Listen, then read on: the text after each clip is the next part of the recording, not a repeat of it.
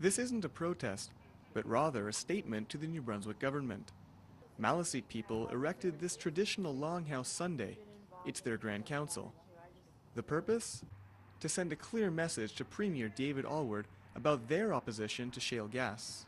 We are making a point, but we are also, to invite them here to sit with us, to talk about, our concerns and our roles as the protectors of the earth, the water and the air.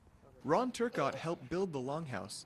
He wants the Premier to sit down with the Grand Council to hear their thoughts on hydrofracking so they can have a say too. So we're trying to bring back the old way of governance here, and that was the traditional way.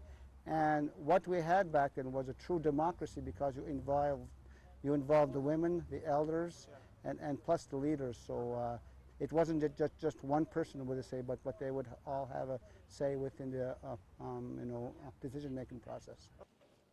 Hi, how are you? Yeah, good. How are you? Nice to Monday see you. afternoon, St. Mary's First Nations chief Candace Paul delivered a letter calling for a moratorium on shale gas development. I have a letter Okay. that if you could make sure that he, yes, it's on behalf of the Willis Nation, and also if you could also pass a message on to him.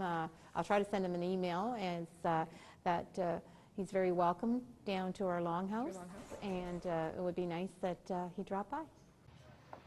The letter to Premier Alward and Minister Craig Leonard argued against shale gas exploration because of environmental concerns, but it didn't call for a ban altogether, just a delay.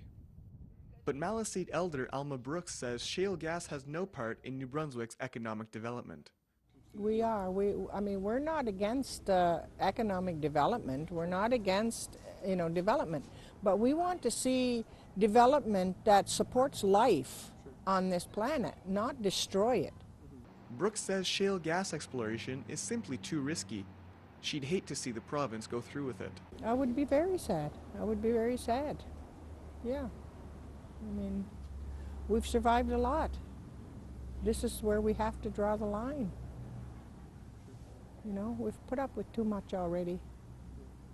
There's no timeline on how long they plan on keeping the longhouse on the green, just a stone's throw from the Legislative Assembly, which resumes sitting next week.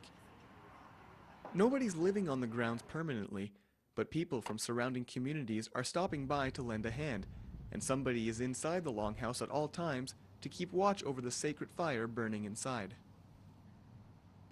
Willistook communities from Madawaska and St. Mary's have already set up teepees behind me with the hopes that other communities will soon follow suit.